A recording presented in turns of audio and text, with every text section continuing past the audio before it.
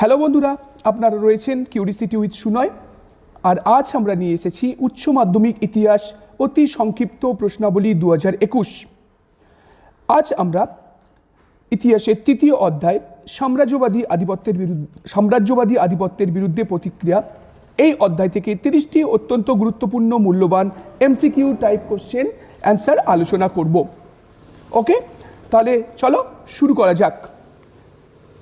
আমার প্রথম প্রশ্ন, ভারতীয় নবজাগরণের অগ্রদূত কাকে বলা হয়? দেখো, এখানে তোমাদের অপশান রয়েছে Raja Rammohan Roy, Ishwarchandra Vidyasagar, Thomas Babington Macaulay, Debendranath Tagore. তো বন্ধুরা, আমরা সবাই জানি ভারতীয় নবজাগরণের অগ্রদূত বলা হয় রাজা রামমোহন রায়কে। শুধু এটা নয়, রাজা রামমোহন রায়কে ভারতের প্রথম আধুনিক মানুষ, আধুনিকতার অগ্রদূত, ভারতবর্ষের সাংবাদিকতার অগ্রদূত, এত কিছু অধিবায় কিন্তু ভূষিত করা হয়ে থাকে। পরবর্তী প্রশ্ন, ভারতে পাশ্চাত্য শিক্ষা বিস্তারের ম্যাগনা কার্টা কাকে বলা হয়? ভারতে পাশ্চাত্য শিক্ষা বিস্তারে ম্যাগনা কার্টা কাকে বলা হয়? দেখো, ভারতবর্ষের পাশ্চাত্য শিক্ষা বিস্তারের ক্ষেত্রে গুরুত্বপূর্ণ যে বিষয়টি হচ্ছে, এখানে দেখো মেকলে মিনিটস, উডের ডেসপ্যাচ, 1813 খ্রিস্টাব্দের চ্যাটার অ্যাক্ট, মহারানীর ঘোষণাপত্র, এই সবগুলোকে আমি বিস্তৃতভাবে আলোচনা করছি। দেখো, মেকলে কে ছিলেন? টমাস ব্যাবিংটন মেকলে ছিলেন জনশিক্ষা কমিটির সভাপতি, যিনি ভারতবর্ষে পাশ্চাত্য শিক্ষা প্রসারের জন্য লর্ড উইলিয়াম বেন্টিংয়ের কাছে কিন্তু একটি প্রতিবেদন দিয়েছিলেন, যেটাকে মেকলে মিনিটস বলা হয়। কিন্তু তার আগে বলে দিই, 1813 খ্রিস্টাব্দের চ্যাটার্ড অ্যাক্টে প্রথম বলা হয়েছিল যে ভারতবর্ষের শিক্ষা খাতে ব্রিটিশরা 1 লক্ষ টাকা করে ব্যয় করবে। আর মহারানীর ঘোষণাপত্র তো অবশ্যই হবে না, কারণ মহারানীর ঘোষণাপত্রের পর থেকে 1858 1 নভেম্বর ভারতবর্ষে ব্রিটিশ ইস্ট ইন্ডিয়া কোম্পানির শাসনের অবসান হয়ে মহারানী সরাসরি নিজের হাতে ক্ষমতা তুলে নিয়েছিলেন। আর উডের ডেসপ্যাচটা কি?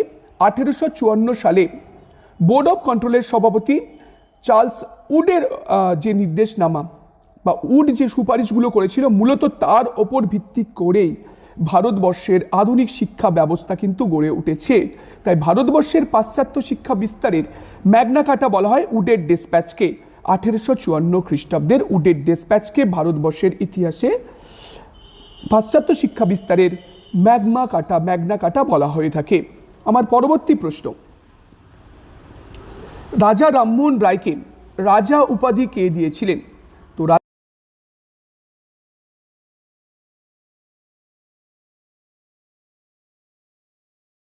সম্রাট দ্বিতীয় আকবর। দেখো, রাজা রামমোহন রায়কে কিন্তু রাজা উপাধি দিয়েছিলেন মুঘল সম্রাট দ্বিতীয় আকবর। মুঘল সম্রাট দ্বিতীয় আকবর রাজা রামমোহন রায়কে কিন্তু রাজা উপাধি দিয়েছিলেন। আমার পরবর্তী প্রশ্ন, ভারতে ইংরেজি শিক্ষার প্রসারকে সরকারি নীতি হিসাবে কে ঘোষণা করেছিলেন? ভারতে ইংরেজি শিক্ষার প্রসারকে সরকারি নীতি হিসাবে ঘোষণা করেছিলেন। তো দেখো, ভারতবর্ষে মূলত টমাস ব্যাবিংটন মেকলে আসার পর তার প্রতিবেদনের ওপর ভিত্তি করে 1835 খ্রিস্টাব্দে লর্ড উইলিয়াম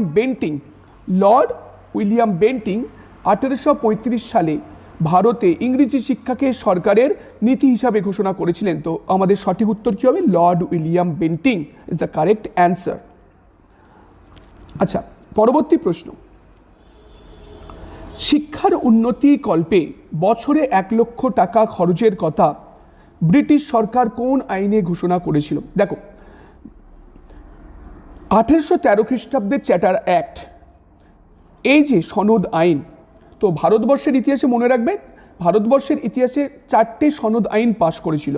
প্রথম 1793, তারপরে 1813, তারপরে 1833 এবং সর্বশেষ চ্যাটার অ্যাক্ট ছিল 1853। এরপর আর কোনো সনদ আইন পাশ হয়নি, কারণ 1858 খ্রিস্টাব্দের আমরা কি দেখলাম, যে ইস্ট ইন্ডিয়া কোম্পানির শাসনের অবসান হয়ে ভারতবর্ষে ইংল্যান্ডের মহারানী নিজে সরাসরি নিজের হাতেই ভারতবর্ষের শাসনভার তুলে নিয়েছিলেন।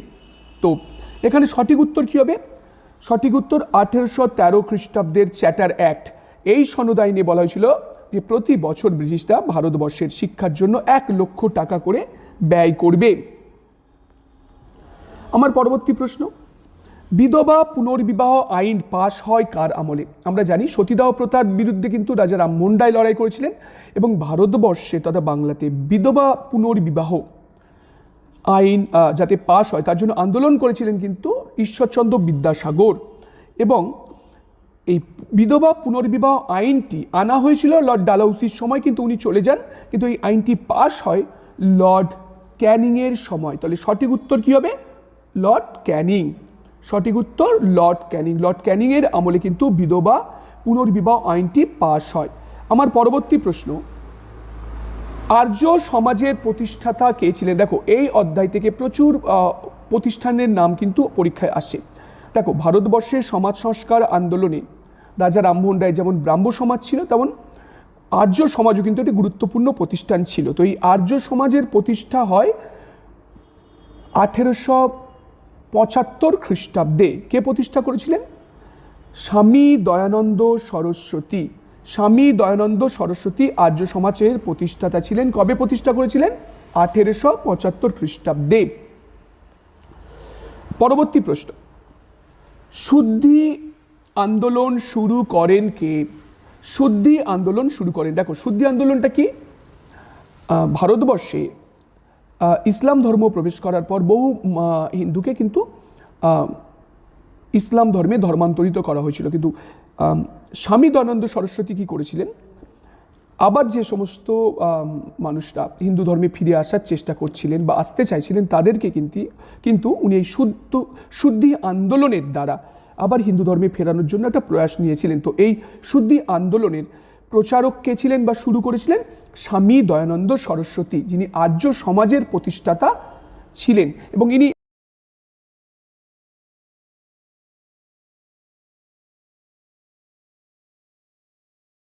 প্রশ্ন, সত্যশোধক সমাজ বা সত্যশোধক সভা কে প্রতিষ্ঠা করেন?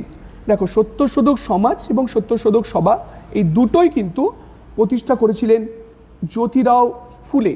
এটা জ্যোতিরাও ফুলে একজন সমাজ সংস্কারক, ইনি কিন্তু এই প্রতিষ্ঠানটা প্রতিষ্ঠা করেছিল। আমার পরবর্তী প্রশ্ন, লোকহিতবাদী নামে কে পরিচিত ছিলেন? লোকহিতবাদী, লোকহিতবাদী নামে কে পরিচিত ছিলেন? তো সঠিক উত্তর কি হবে বন্ধুরা? গোপাল হরি দেশমুখ। সঠিক উত্তর গোপাল হরি দেশমুখ। আমার পরবর্তী প্রশ্ন, ভাইকম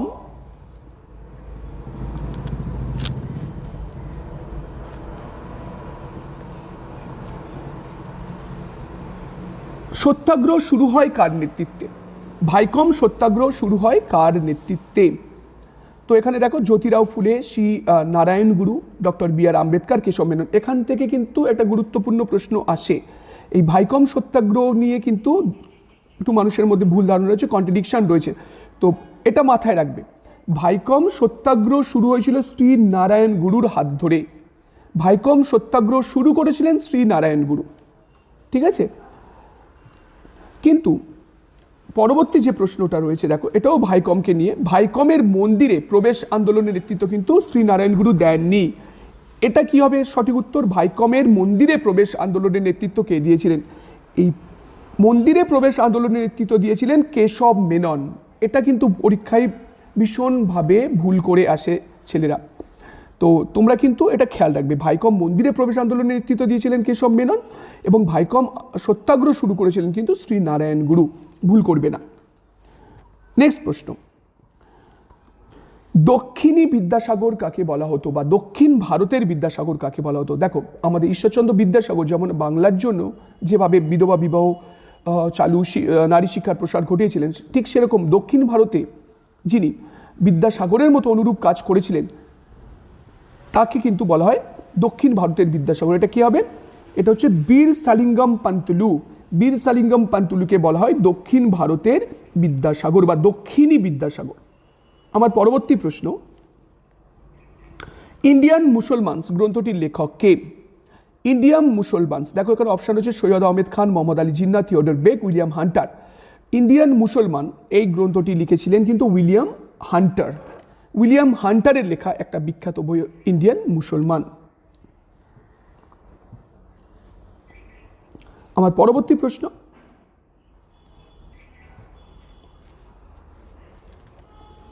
দাক্ষিণাত্যে সুৎখোর মহাজন কি নামে পরিচিত ছিল? দাক্ষিণাত্যের সুৎখোর মহাজনরা কি নামে পরিচিত ছিলেন? তো দেখো, দাক্ষিণাত্যের সুৎখোর মহাজনরা কিন্তু সাউকার নামে পরিচিত ছিলেন। কি? সাউকার। সাউকার নামে পরিচিত ছিলেন। দাক্ষিণাত্যের সুৎখোর মহাজনরা সাউকার নামে পরিচিত ছিলেন। আমার পরবর্তী প্রশ্ন, গুজরাটের খেরা জেলার দরিদ্র কৃষকরা কি নামে পরিচিত ছিল? গুজরাটের খেরা বা খেদা জেলার দরিদ্র কৃষকরা কি নামে পরিচিত ছিল? দেখো, এটা কিন্তু পাতিদার নামে পরিচিত ছিল। গুজরাটের খেরা জেলার দরিদ্র কৃষকরা পাতিদার নামে পরিচিত ছিল। পরবর্তী প্রশ্ন, নববিধান কে ঘোষণা করেন? নববিধান, দেখো এই যে ব্রাহ্ম সমাজের যে আন্দোলন শুরু হয়েছিল রাজা রামমোহনের হাত ধরে, পরবর্তীকালে দেবেন্দ্রনাথ ঠাকুর এবং কেশবচন্দ্র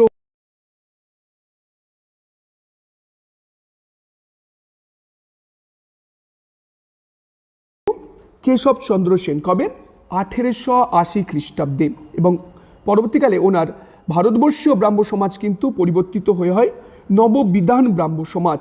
তাহলে কেশবচন্দ্র সেন 1880 খ্রিস্টাব্দে নববিধান বা নতুন নিয়মকানুন চালু করেছিলেন। পরীক্ষাটা ভীষণ প্রশ্ন, ইম্পর্টেন্ট একটা গুরুত্বপূর্ণ প্রশ্ন। নেক্সট দেখো, নেক্সট প্রশ্ন, ভারতবর্ষ স্বদেশের প্রতি কবিতাটি কে রচনা করেন? India to my native land, এই বিখ্যাত দেশত্বমূলক কবিতাটি রচনা করেছিলেন কে? Henry Louis Vivian Derozio. নব্যবঙ্গ বা ইয়ং বেঙ্গল আন্দোলন তোমরা নিশ্চয়ই পড়েছ। তো হেনরি লুই ভিভিয়ান ডিরোজিও, যিনি একজন আইরিশ ছিলেন, কিন্তু তিনি ভারতবর্ষের প্রতি এতটাই তার দেশপ্রেম ছিল যে তিনি এই কবিতাটি লিখেছিলেন, যেখানে তিনি ভারতবর্ষের প্রতি কিন্তু গুণগান করেছেন, ভারতবর্ষ স্বদেশের প্রতি। তো এই কবিতাটি রচনা করেছিলেন হেনরি লুই ভিভিয়ান ডিরোজিও। আমার নেক্সট প্রশ্ন, আলিগড় কলেজের ইংরেজ অধ্যক্ষ কে ছিলেন? দেখো, আলিগড় অ্যাংলো ওরিয়েন্টাল কলেজ, যেটা প্রতিষ্ঠাতা ছিলেন কে? স্যার সৈয়দ আহমেদ খান। কিন্তু প্রশ্ন হলো, আলিগড় কলেজের ইংরেজ অধ্যক্ষ কে ছিলেন? আলিগড় কলেজের ইংরেজ অধ্যক্ষ ছিলেন থিওডোর বেক। গুরুত্বপূর্ণ প্রশ্ন, মাথায় রাখবে, থিওডোর বেক ছিলেন আলিগড় কলেজের ইংরেজ অধ্যক্ষ। নেক্সট প্রশ্ন, শিবজ্ঞানে জীবসেবা কথাটি কে বলেছিলেন? শিবজ্ঞানে জীবসেবার, তো আমরা সবাই এই বিখ্যাত উক্তিটির সঙ্গে পরিচিত। শ্রী শ্রী রামকৃষ্ণ পরমহংসদেব এই উক্তিটি করেছিলেন। শিবজ্ঞানে জীবসেবার মানে জীবকে যদি তুমি সেবা করো তুমি ভগবান শিবকে পাবে। তো এটা আমাদের বিখ্যাত একটা উক্তি, যেটা করেছিলেন শ্রী রামকৃষ্ণদেব। পরবর্তী প্রশ্ন, সোশ্যালিস্ট সোশ্যালিস্ট পত্রিকার সম্পাদক কে ছিলেন? দেখো, এটা একটা কমিউনিস্ট পত্রিকা বা সোশ্যালিস্ট সমাজতান্ত্রিক আন্দোলন ভারতবর্ষে যে সময় শুরু হয়েছিল সেই সময় এই পত্রিকাটি প্রকাশিত হয়েছিল। তো ভারতবর্ষের ভারতীয় কমিউনিস্ট পার্টির সদস্যরা এটা প্রকাশিত করেছিলেন। তো এই পত্রিকার সম্পাদক কে ছিলেন? দেখো, এই পত্রিকার সম্পাদক ছিলেন এস এ ডাঙ্গে। এস এ ডাঙ্গে ছিলেন সোশ্যালিস্ট নামক পত্রিকার সম্পাদক। ভীষণ গুরুত্বপূর্ণ একটি প্রশ্ন। আমার পরবর্তী প্রশ্ন, দলিত তথা সমাজের নিম্নবর্গীয়দের হরিজন আখ্যা কে দেন? দলিত তথা সমাজের নিম্নবর্গীয়দের হরিজন আখ্যা কে দেন? দেখো, দলিত তথা নিম্নবর্গীয়দের হরিজন আখ্যা দিয়েছিলেন কিন্তু মহাত্মা গান্ধী। মহাত্মা গান্ধী দলিত তথা সমাজের নিম্নবর্গীয়দের কিন্তু হরিজন আখ্যা দিয়েছিলেন। পরবর্তী প্রশ্ন, গান্ধীজি প্রবর্তিত হরিজন কথার অর্থ কী? গান্ধীজি এই যে দলিত বা নিম্ন সম্প্রদায়ের মানুষদের হরিজন বলতেন, তো এই হরিজন কথার অর্থ কী ছিলেন? এখানে দেখো অনেকগুলো রয়েছে। অস্পৃশ্য, নিপীড়িত, তপশিলি জাতি, ঈশ্বরের সন্তান। সঠিক উত্তর ঈশ্বরের সন্তান। গান্ধীজি প্রবর্তিত হরিজন কথার অর্থ হলো ঈশ্বরের সন্তান। আমার পরবর্তী প্রশ্ন, কলারাম মন্দিরে প্রবেশের দাবিতে আন্দোলন করেন কে? দেখো, কলারাম মন্দির দক্ষিণ ভারতের একটা বিখ্যাত মন্দির। তো এই মন্দিরে প্রবেশের দাবিতে কে আন্দোলন করেছিলেন? কলারাম মন্দিরে প্রবেশের আন্দোলন করেছিলেন কিন্তু ডক্টর বি আর আম্বেদকর। তো ডক্টর বি আর আম্বেদকরের নেতৃত্বে কিন্তু এই কলারাম মন্দিরে প্রবেশের দাবিতে আন্দোলন হয়েছিল। তখন নিম্ন সম্প্রদায়ের মানুষদেরকে কিন্তু মন্দিরে প্রবেশ করতে দেওয়া হতো না, এবং এর বিরুদ্ধে কিন্তু ডক্টর বি আর আম্বেদকর আন্দোলন করেছিলেন। তো এটা পরীক্ষায় বহুবার এসেছে। পরবর্তী প্রশ্ন, দেশীয় ভাষা সংবাদপত্র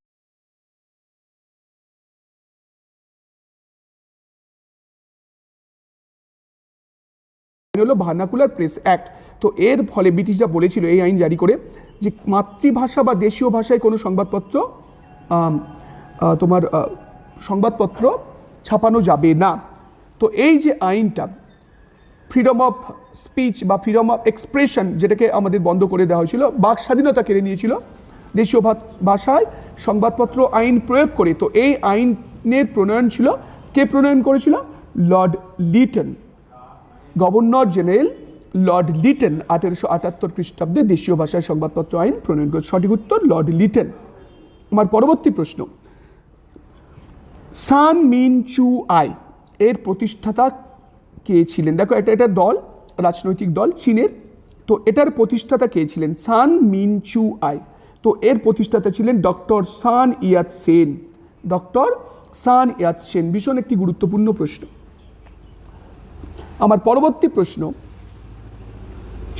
চীনে চৌঠা মে আন্দোলনের নিরিখে জিও গুয়ো স্লোগানের অর্থ কী ছিল? দেখো চীনের চৌঠা মে আন্দোলন আমরা জানি পিকিং বিশ্ববিদ্যালয় হয়েছিল সংস্কারের দাবিতে এবং বিভিন্ন বিষয়কে কেন্দ্র করে।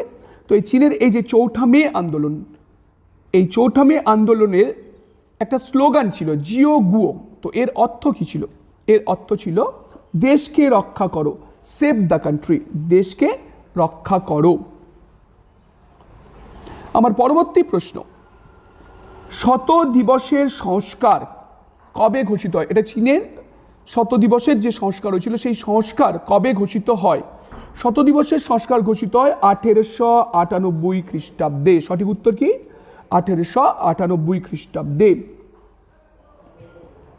আমার পরবর্তী প্রশ্ন, চীনের ওপর 21 দফা দাবি কে পেশ করেছিল? দেখো চীনের ওপর 21টা হচ্ছে দাবি চাপিয়ে দেওয়া হয়েছিল। তো এটা কে চাপিয়ে দিয়েছিল? জাপান। দেখো একটা সময় কিন্তু জাপান চীনের বেশিরভাগ অংশ কিন্তু দখল করে রেখেছিল। তো চীনের ওপর 21 দফা দাবি কে পেশ করেন? জাপান। ঠিক আছে। তো বন্ধুরা, এই ছিল আমার এই অধ্যায় থেকে 30টি অত্যন্ত প্রয়োজনীয় বাছাই করা গুরুত্বপূর্ণ প্রশ্ন উত্তর। তো তোমাদের যদি আমাদের ভিডিওটা পছন্দ হয়ে থাকে তাহলে অবশ্যই আমার চ্যানেলটি সাবস্ক্রাইব করো এবং প্লিজ বন্ধুদের মধ্যে এই ভিডিওটা শেয়ার করো এবং লাইক করো এবং নোটিফিকেশনে গিয়ে অবশ্যই কিন্তু তোমরা বেল আইকনটা ক্লিক করবে।